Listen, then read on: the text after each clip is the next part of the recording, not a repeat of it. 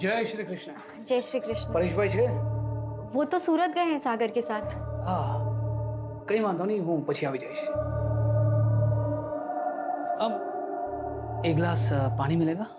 जी जी आप बैठिए ना, मैं लेके आती हूँ।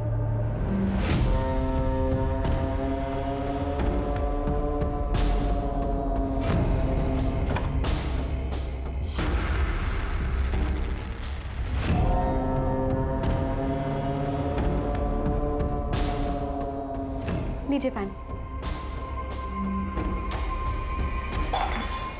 ये क्या कर रहे हैं आप?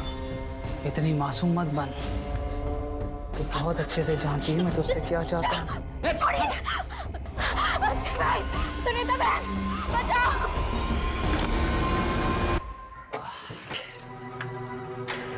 मेघा,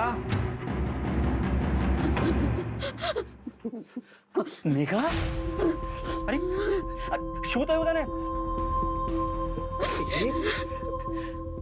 ये ब्लाउज किसने पड़ा तुम्हारा? मेघा, देखो मेघा रो मत।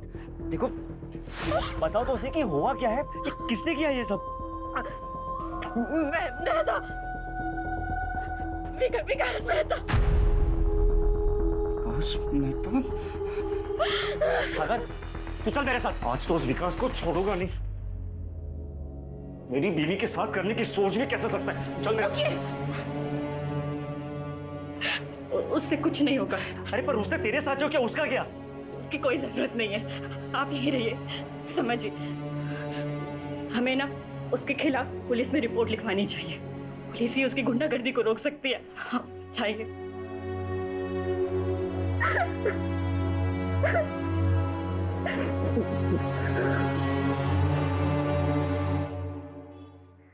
सर मुझे तो लगता है एक्सक्यूज मी सर।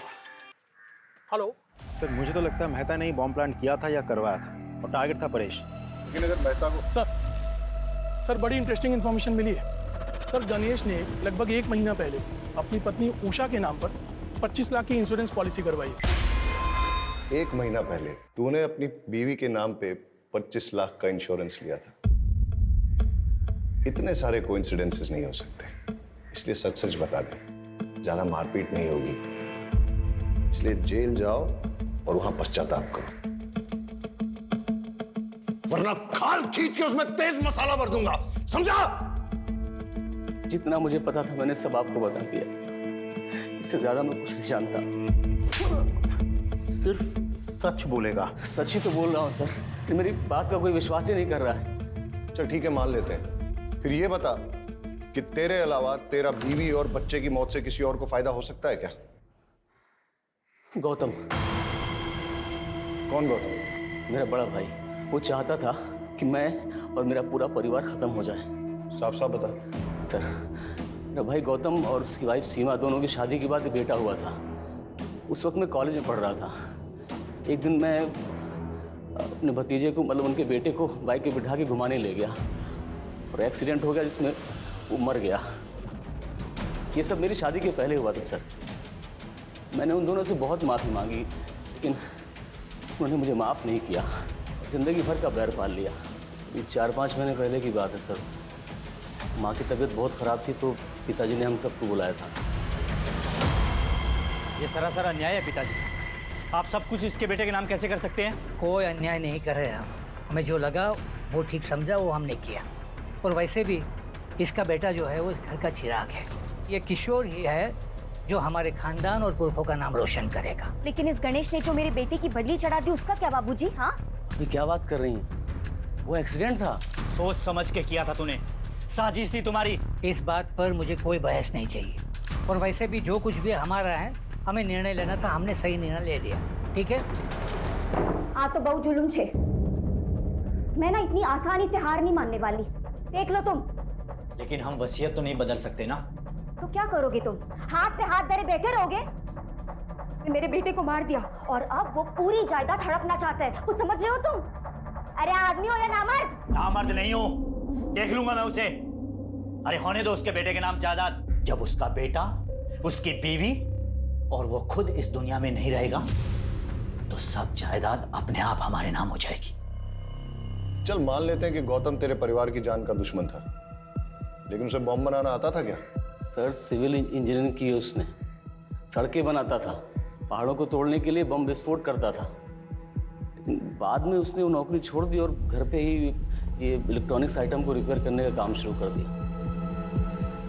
आसानी से बम बना सकता है वो।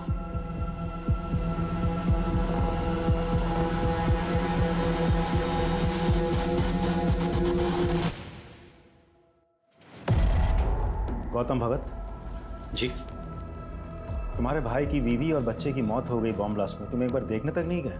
अगर आप मुझे ढूंढते हुए यहाँ तक आए हैं तो साफ जाहिर है आपको पता है मैं क्यों नहीं गया। जवाब रट्टा मार के बैठे हो क्या? पढ़ा लिखा हूँ, इंजीनियरिंग की है मैंने। घटना वाला दिन तुम थे कहाँ? मैं अपनी बीवी और बेटी के साथ अपनी साली के घर गया था, राजपीपला। बस से गए थे? टिकट तो होगी? कोई सर्टिफिकेट है जो संभाल के रखा जाए? तुम्हारी बेगुनाही का सर्टिफिकेट हो सकता था। मुझे अपनी बेगुनाही साबित करने में कोई दिलचस्पी नहीं है। आप काफ़ी दूर से आए हैं, कुछ लेंगे? ठंडा पानी कुछ? आज तो कुछ नहीं लूंगा, लेकिन जिस दिन तुम्हारे खिलाफ सबूत हाथ लग गया ना, उस दिन तुम्हें लेने जरूर आ जाऊंगा। चले आइएगा, तब तक मैं अपना बचा हुआ काम कर लेता हूँ। क्या है कि मुझे परसों तक एक बहुत बड़ी डिलीवरी देनी है।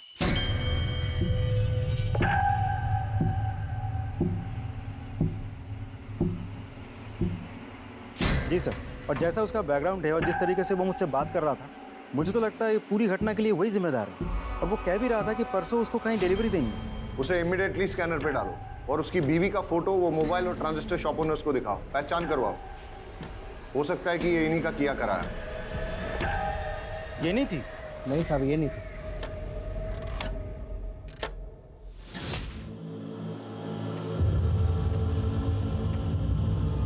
यस सर, सर मैंने पूरे डिस्ट्रिक्ट में हाई अलर्ट घोषित करवा दिया है। Okay sir. हेडक्वार्टर से बात हो रही थी, सिचुएशन बहुत टेंस है, लेकिन जब तक हमें कोई क्लू नहीं मिल जाता तब तक हम पिन पॉइंट करके किसी एरिया की सिक्योरिटी नहीं बढ़ा सकते। ब्लास्ट कहीं भी हो सकता है। सर अजीब सिचुएशन है, एक भी क्लू नहीं मिल रहा है। सर मैंने बस में ट्रेवल कर रहे सभी यात्रियों से पर्सनली बात की। ज़्यादातर लोगों को कुछ पता नहीं है सर, लेकिन एक पैसेंजर जो कि घटना के तुरंत बाद अहमदाबाद चला गया था, उससे अभी बात हुई। अच्छा, उस दिन जो 9 नंबर सीट पर जो पैसेंजर बैठा था, उसके बारे में कुछ याद है? सर 9 नंबर सीट वाला पैसेंजर ना रात में उतर गया था, जब ड्राइवर ने चाय पीने के लिए गाड़ी रोकी थी। उस वक्त कंडक्टर और सारे पैसेंजर सो रहे थे, मैंने खुद देखा। उस रात तुम बस से क्यों उतर गए थे परेश? ऐसी भी क्या इमरजेंसी थी? सर दरअसल मेरे फ्रेंड के पिताजी को हार्ट अटैक आया था और उसकी मदद करने के लिए कोई भी नहीं था। अब ऐसे आड़े वक्त पर उसके पास जाना मैंने ज़रूरी समझा। अच्छा, वैसे तुम जा कहाँ रहे थे? वलसाड़? जी नहीं, मैं वापस जा रहा था मेरे ससुराल। वजह जान सकता हूँ? सर दरअसल वो विकास मेहता ने मुझे धमकी दी थी। मेरी पत्नी के रिपोर्ट पर उसे जेल हुई थी, पर उसने अपनी पहचान लगाई और उसे बेल मिल गई थी। उसके बाद उसने मुझे अपने घर बुलाया और धमकाया। क्या हुआ? ये यहाँ पर क्यों लाया? मैंने क्या किया? तेरी बीवी को बोल अपना केस वापस ले, वरना तेरी बीवी का तो कुछ नहीं कर पाऊंगा, लेकिन बेटा तेरे छोटे छोटे टुकड़े करके समुद्र की मछलियों को खिला दूंगा। अच्छा, तुम्हें क्या लगता है ये सब कुछ विकास मेहता का किया धरा है? सर वो इतना घटिया आदमी है ना, वो कुछ भी कर सकता है और मुझे पूरा विश्वास है मुझे मारने के लिए वो बॉम्ब उसी ने प्लान किया हो। सर एट प्रेजेंट हमारे पास टोटल 5 थियरीज है जिन पे हम काम कर सकते हैं। पहली, गणेश ने अपनी बीवी उषा को मारने के लिए बॉम्ब प्लांट किया। सारे स्टेटमेंट्स और कोइंसिडेंस के मुताबिक गणेश हमारा प्राइम सस्पेक्ट बनता है। दूसरी, गणेश के भाई गौतम ने अपनी दुश्मनी और प्रॉपर्टी पाने के चक्कर में गणेश और उषा को मारने के लिए बॉम्ब प्लांट किया, लेकिन हमारे पास गौतम के खिलाफ कोई ठोस सबूत नहीं है। तीसरी, मेहता ने परेश को मारने के लिए बॉम्ब प्लांट किया। मेहता के पास मोटिव भी है, उसका बैकग्राउंड उसे सपोर्ट भी करता है, बट अगेन उसके खिलाफ भी हमारे पास कोई ठोस सबूत नहीं है। और सर चौथी थ्योरी के हिसाब से विनायक ने अपनी गर्लफ्रेंड उषा के पति को मारने की प्लानिंग की। उसके पास मोटिव तो है सर, बट हमारे पास कोई प्रूफ नहीं है। और सर पांचवी थ्योरी ये कह रही है कि हो सकता है ये कोई टेररिस्ट अटैक हो जो कि भरी हुई बस में एक बड़ा धमाका करना चाह रहा था। और थ्योरी नंबर 6, ये सब इस परेश का किया धरा है ताकि ये मेहता को इस केस में फ्रेम कर सके। And not to forget, Paresh एक मछुआरा है, इसलिए अमोनियम साइट्रेट का इस्तेमाल करना जानता है। यस? हाँ, ओके। गौतम के घर पे रेड करने का वारंट मिल चुका है, उसके घर पे रेड करो और देखो क्या मिलता है। ओ हेलो, आप फिर चले आए? टाइम देखा? देखा, तुम्हारे लिए खराब है। शाह, एक्सक्यूज मी सर, आप ऐसा नहीं कर सकते। Search warrant. आपकी परमिशन के लिए वेट नहीं करूंगा। Please cooperate. शाह करके तलाशी लो। सर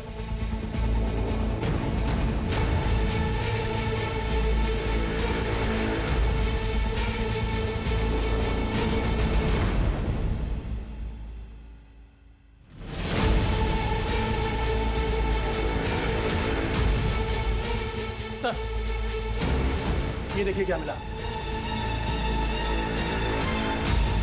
क्या है ये? नमोनियम साइट्रेट। ये तुम्हारे घर में कैसे? एक छोटे से एक्सपेरिमेंट के लिए था। छोटा सा एक्सपेरिमेंट तुम्हारे लिए भारी ना पड़ जाए। ले आओ। अरे सर, नहीं क्या अरे क्या कर रहे हो आप सर? अरे सर, गौतम को बहुत तोड़ा, लेकिन वो मानने को तैयार ही नहीं है कि ये बॉम्ब उसने बनाया था या ब्लास्ट उसने करवाया था। सर, उसकी वाइफ को भी आज सुबह लोकल पुलिस ने अरेस्ट कर लिया, लेकिन उसने सिर्फ एक ही रट लगा रखी है कि वो दोनों बेगुनाह हैं। जैसे जैसे ब्लास्ट का टाइम नजदीक आ रहा है वैसे वैसे ये केस और उलझता जा रहा है। मैंने उबरात की उन दोनों दुकानों पे जहां से कि मोबाइल और ट्रांजिस्टर खरीदा गया था, वहां तक जाने वाले सारे रास्तों की सीसीटीवी फुटेज मंगाई है। हम उसे अच्छे से चेक करते हैं। आई एम श्योर कोई ना कोई क्लू जरूर मिलेगा।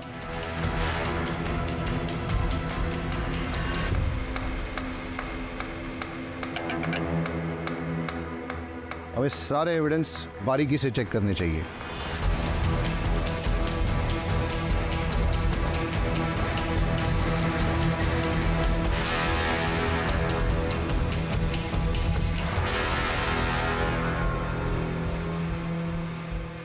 ये क्या है?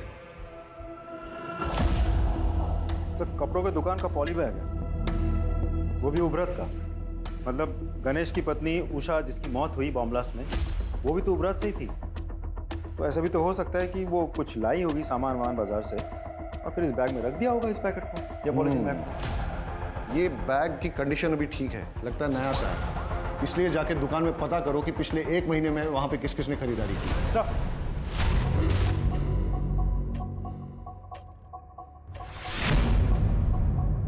अच्छा, सामान बेचने के बाद आप लोग बिल बुक तो मेंटेन करते होंगे? जी सर। तो पिछले 1 महीने में जो भी सामान आपने बेचा है उसके बिल्स दिखाइए। Yes sir.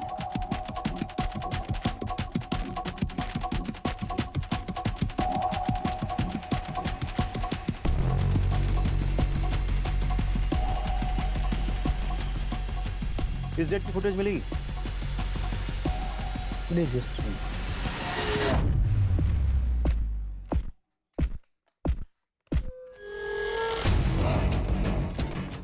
ये जानते हैं आप? हाँ सर। सारे फुटेजेस ले लो। सर, ये थी वो औरत? हाँ सर, यही थी। यही औरत थी वो? जी साहब, यही थी। सर, दोनों दुकानदारों से कंफर्म किया, ये वही औरत है। आपका शक बिल्कुल सही था। जिस चीज़ को हम हल्के में ले रहे थे वही चीज़ हमें कल्प्रिट तक पहुंचाएगी। इनफैक्ट कल्प्रिट का पता चल गया है, एटलीस्ट चेहरा तो दिख गया। We are running against time, लेकिन लकीली हमें पता है कि कल्प्रिट कौन है। लेकिन हमारे पास उसके खिलाफ न तो कोई एविडेंस है और न ही सबूत, इसलिए हमें उसे रंगे हाथों पकड़ना होगा। हम सब सादे कपड़ों में गांव में फैल जाएंगे और निगरानी करेंगे और इंतजार करेंगे कि कल्प्रिट कब और कहां बॉम्ब को प्लांट करता है। और जैसे ही वो बॉम्ब को ब्लास्ट करने की कोशिश करेगा तभी हम उसे जाके रंगे हाथों पकड़ लेंगे। Am I clear? Yes sir. Let's go.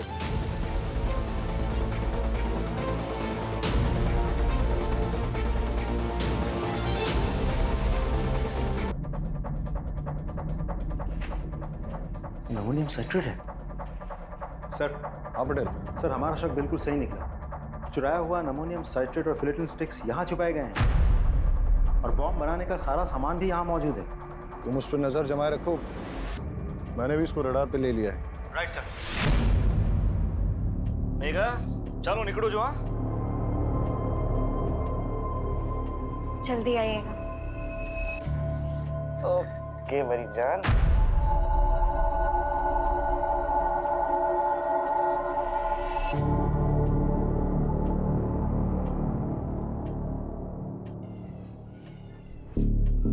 हाँ, मैं उसका पीछा कर रहा हूँ। तुम उस पर नजर रखना।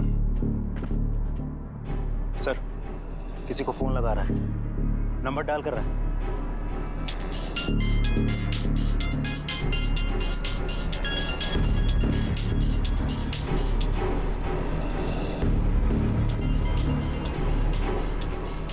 आवाज क्या थी आज?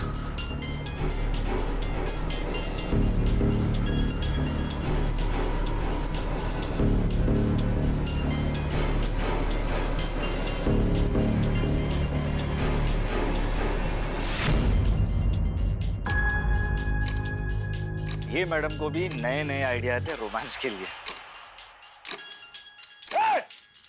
रुक! फोन मत उठाना! रुक! कॉल मत उठाना! अरे सर, अब हुआ क्या लेकिन?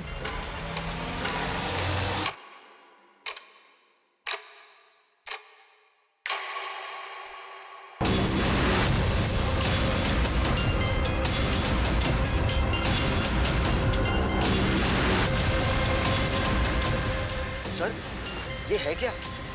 ये कॉल नहीं था, तुम्हारी मौत का फरमान था। जिसको चाहे फोन लगा ले बेटा, कोई नहीं आने वाला है। लड़की बन के बहुत झांसा दे दिया है तूने। बताओ, क्यों किया ये सब? मैंने ये सब मेघा को पाने के लिए किया था। दरअसल परेश मछली पकड़ने के सिलसिले में ज़्यादातर घर से बाहर रहते थे।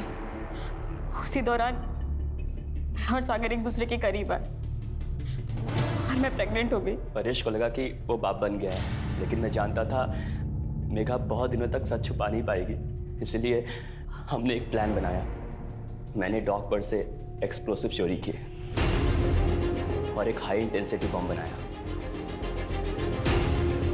और परेश को बस पर चढ़ाते वक्त उसके सीट के नीचे सरका दिया और एक मोबाइल भी रख दिया। मेरी कैलकुलेशन के अनुसार जब बस वलसाड़ पहुंचती तब मैं उस मोबाइल पे कॉल करता और परेश अपने सामान के साथ मोबाइल देखता तो उस कॉल को ज़रूर उठाता और बॉम्ब फट जाता। लेकिन हमारी बदकिस्मती, उस दिन वो बस समय से बहुत पहले ही वलसाड़ पहुंच गई और जब हम इंतजाम करने के लिए मैंने एक शॉप से मोबाइल खरीदा और उसके नाम पर सिम भी खरीदा ताकि जब पुलिस तफ्तीश करे तो वो फंस जाए और उसे सजा मिले। लेकिन उस कपड़ों की दुकान की सीसीटीवी फुटेज पे हमने तेरी शक्ल पहचान ली और तेरा खेल खत्म हो गया। मैं पूरी कोशिश करूंगा कि तुम दोनों को कड़ी से कड़ी सजा हो।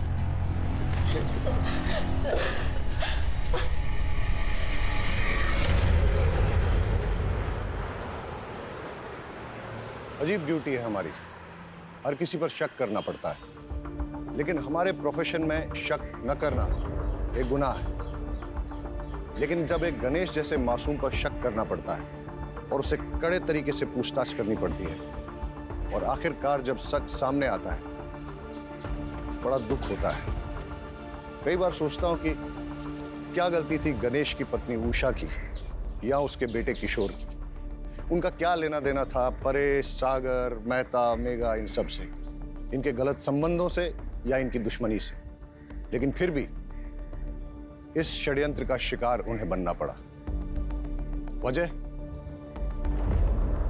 लालच। अगर गणेश ने वो बैग खुद ना रख लिया होता और पुलिस को लाके सौंप दिया होता तो शायद ये हादसा नहीं होता। सर हेडक्वार्टर से कॉल आई थी, एक बस में कुछ लोगों को बंधक बना लिया गया है। चलो चला के at least 15 kg of ammonium citrate and फिलेंटिन स्टिक्स गायब है सर। व्हाट? 15 kg? यस सर, मैंने पूरा चेक किया, मुझे लगता है चोरी हुई है। तो बहुत बड़ी मात्रा है। लेकिन सर इतने ज्यादा मात्रा में इतने डेंजरस एक्सप्लोसिव्स कोई क्यों चुराएगा? जाहिर सी बात है, कोई बड़ा ब्लास्ट प्लान कर रहा है। सर इस मामले की सीरियसनेस को देखते हुए मुझे लगा कि मुझे आपको इन्फॉर्म करना चाहिए। ठीक है, आप इनकी एफआईआर दर्ज करवा। Thank you. पटेल सर, इनके स्टाफ से भी पूछताछ करो। सिचुएशन बहुत अलार्मिंग हो सकती है। अपने खबरी नेटवर्क को एक्टिवेट करो और सारे नाकों पे चौकसी बढ़ा दो। लेकिन सर मेरी जानकारी के मुताबिक हमारे कोस्टल एरिया में मच्छी पकड़ने वाले तालाबों में मच्छी पकड़ने के लिए अमोनियम साइट्रेट इस्तेमाल करके छोटे मोटे ब्लास्ट करते हैं। पटेल, 15 केजी नमोनियम साइट्रेट और फेलेटिन स्टिक्स मछलियां पकड़ने के लिए चोरी नहीं की जा सकती। डबल चेक करो और इस स्टॉकिस्ट पे भी नजर रखो। पता करो नमोनियम साइट्रेट चोरों ने गायब किया है या खुद गायब करके चोरों पे इल्जाम लगाया जा रहा है। यस। रोजाना हमारे थाने में चोरी और डकैती की घटनाएं दर्ज की जाती हैं। ये हमारे लिए रूटीन वर्क है, लेकिन हमें इस बात के लिए ट्रेन किया जाता है कि अगर कुछ भी अनयूजुअल नोटिस करें तो हम चौकन्ने हो जाएं। मेरी ज्यूरिसडिक्शन में इतनी बड़ी मात्रा में एक्सप्लोसिव्स का चोरी होना यह संकेत दे रहा था कि कुछ बड़ा घटने वाला है। अब कितना बड़ा, इस बात का हमें कोई अंदाजा नहीं। अब मेरे दिमाग में सिर्फ एक ही सवाल बार बार उठ रहा है।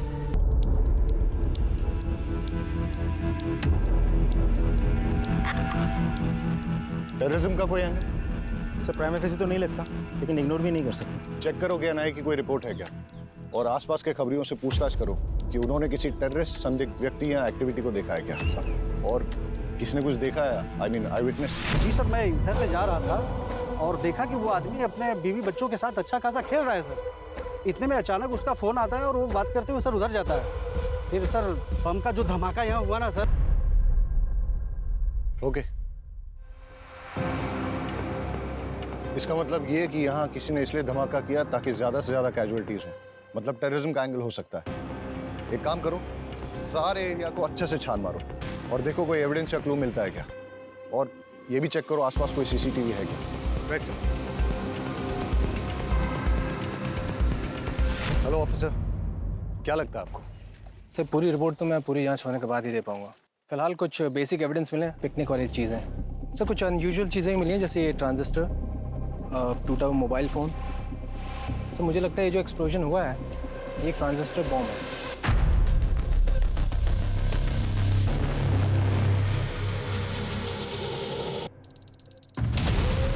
और जहाँ तक एक्सप्लोजन का सवाल है, आईईडी है या फिर कोई और एक्सप्लोजन, इसके बारे में भी ठीक से कहा नहीं जा सकता। Thank you officer. कोशिश कीजिएगा कि जितनी जल्दी हो सके रिपोर्ट सबमिट कर दें प्लीज़। Sure sir. गणेश भाई, अगर आप चाहते हो कि आपकी पत्नी और बच्चे का हत्यारा जल्द से जल्द पकड़ा जाए तो प्लीज़ हमारे साथ कोऑपरेट करिए। हाँ, ज़रा सोच के बताइए कि ऐसा कोई है जो आपका नुकसान करना चाहता है ऐसा बॉम्ब ब्लास्ट प्लान करके। हमारी टीम को शक है कि ये ट्रांजिस्टर से ही ब्लास्ट किया गया है। ट्रांजिस्टर? इसका मतलब कि जो कुछ भी हुआ मेरी वजह से हुआ है। साहब, मैं बस ड्राइवर हूँ और जो ट्रांजिस्टर मोबाइल एक पैकेट में था और वहीं से लेकर आया था। वलसाड आ भी गयो, आखिरी स्टॉप है, आखिरी स्टॉप। अरे सर सर, आखिरी स्टॉप है। क्या बात है गणेश भाई, रोज से 1 घंटा पहले पहुंचा दी। अरे नहीं रे, आज रास्ता साफ मिल गया तो खींच दी। लगता है भाभी का बर्थडे आ रहा है। यार मैं सोच रहा था किशोर और तेरी भाभी घुमा देता हूँ आज में, मैं इस ड्यूटी में तो कभी टाइम नहीं मिलेगा। तो है। गणेश भाई, मैं क्या बोल रहा था, बोलना। आप जल्दी जा ही रहे हो तो मैं भी जरा होके आऊं क्या? तू किधर जाएगा? अरे गणेश भाई। चल जा। लॉक? अरे मैं कर दूंगा, तू जा। चाल से गणेश भाई। कंडक्टर के जाने के बाद मैंने बस को चेक किया और जब जाने लगा तो मेरी निगाह सीट नंबर 9 के नीचे पड़ी।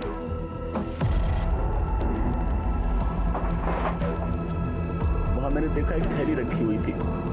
मैंने उठाकर चेक किया तो देखा उसमें एक ट्रांजिस्टर और साथ में मोबाइल भी था।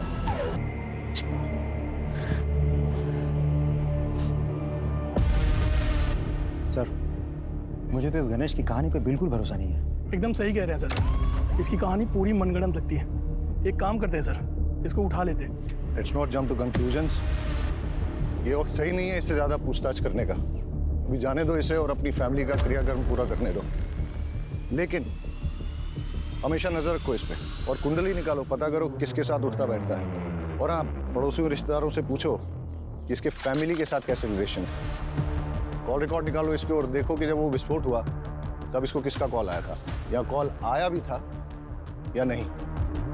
और हाँ, उस बस कंडक्टर से पूछताछ करो और ये पता करो कि वो सीट पे कौन बैठा था, किसने अपना लगेज वहां पे छोड़ दिया था या फिर जानबूझ के छोड़ा था ताकि उस आतंकवादी घटना को अंजाम दे सके। नीचे आ। अच्छा, तुम्हें याद है कि सीट नंबर 9 पे कौन बैठा था?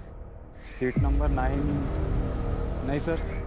रजिस्टर या टिकट की कॉपी ऐसा कुछ होगा? सर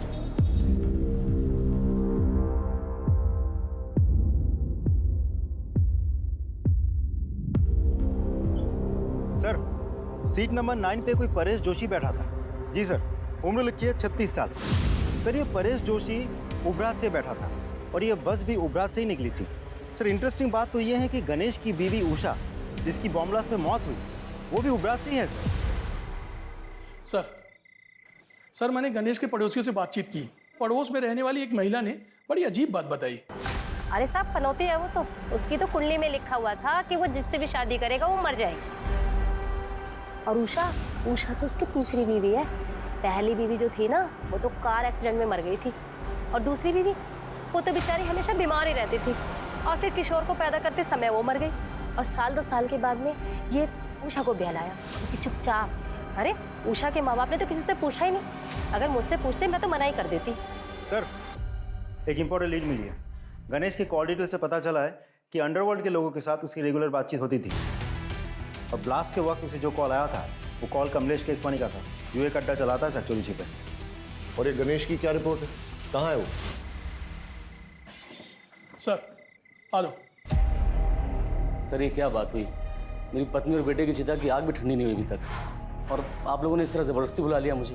तुम्हारे बयान ने हमें मजबूर किया है गणेश कि तुम्हें यहाँ फिर से बुलाया जाए। सर, आपको क्या लगता है कि मैंने अपनी पत्नी और बेटे को खुद बम भेजे?